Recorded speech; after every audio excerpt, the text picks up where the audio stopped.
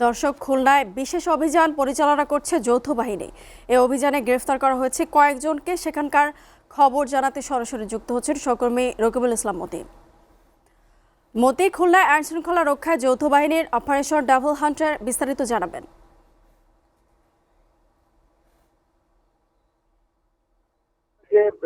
Devil হান্টের যে অভিযানের শুরু হওয়ার কথা ছিল, সেই আমরা কিন্তু যে আশাটি করেছিলাম এখন পর্যন্ত সেই ডেভিল হান্টের যে অভিযান খুলনায় কিন্তু এখনো পর্যন্ত সেই অভিযান শুরু হয়নি এবং আজকে পর্যন্ত আজকে সকাল পর্যন্ত তার যে কোনো কার্যক্রম আমরা এখন পর্যন্ত দেখতে পারিনি বলে আমরা দেখতে পারিনি। এবং সাধারণ মানুষের সাথে আমরা কথা বলেছিলাম, সাধারণ মানুষও কিন্তু সেই একই কথা বলেছে যে যে অভিযানটি সারা দেশব্যাপী শুরু হয়েছে সেই অভিযানের কোনো কিছুই ছিটে ফোটাও কিন্তু খুলনা এবং খুলনার জেলা এবং মহানগর কোনো জায়গায় কিন্তু এই যে অভিযানের যে সুফল আমরা এখনো পর্যন্ত পাই না। জানিয়ে রাখি মনে হয় যে খুলনায় কিন্তু কাল রাতেও কিন্তু মানে খুব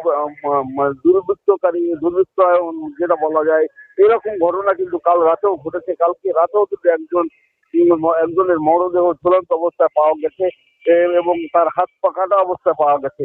আইন শৃঙ্খলা অবস্থা খুবই খুবই দুঃখজনক বলে জানিয়েছে নগরের যে সাধারণ মানুষ আছে এবং নাগরিক সমাজের নেতারা। তারা বলছেন যে ডেভিল হ্যান্ডের যে অভিযান শুরু হওয়ার কথা ছিল সেই অভিযান শুরু তো হয়নি, বরঞ্চ এখন নগরের যে আতঙ্ক, সেই আতঙ্ক আরো দিন দিন বাড়ছে।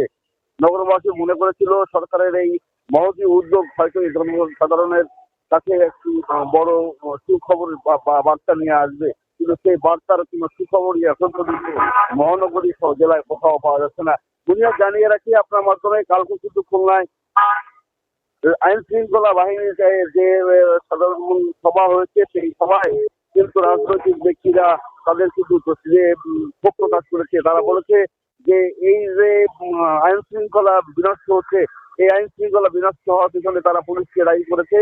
পুলিশ এসে বলেছে যে পুলিশের নিষ্ক্রিয়তার কারণে এই আইন শৃঙ্খলা নষ্ট হচ্ছে, পুলিশ কোনো ভূমিকা নিচ্ছে না। সেখানে কিন্তু মহানগরের বিএনপির নেতা এবং জেলা বিএনপি এবং জামাতের লোকজন কিন্তু এবং ছাত্র লোকজন কিন্তু একইভাবে তারা কিন্তু পুলিশের উপরে অভিযোগ তুলেছে। আমরা বলতে পারি যদি এই একই যে অবস্থা রয়েছে, এই অবস্থা থেকে পরিত্রাণের জন্য ডেভিল হান্টের যে অভিযান, সেই অভিযানের কোনো বিকল্প নেই। এই অভিযান শুরু হওয়ার জন্য নগরবাসী সহ যারা আছে সবাই কিন্তু তারা বলেছে যে এই অভিযান যাতে শুরু হয়, যে অভিযান শুরু হলেই এই মানুষের যে আতঙ্ক সেটা কেটে যাবে। খুলনা আপনার জানাই রাখি যে নগরবাসী চাচ্ছে যে এই অভিযান খুলনায় যেন শুরু হয়, সে ব্যাপারে কিন্তু সবাই একমাত্র যে চাওয়া সেই চাওয়াটা কিন্তু রয়েছে। খুলনা থেকে ডেভিল হান্টের যে সর্বশেষ অভিযানের খবর এটি ছিল আমার কাছে।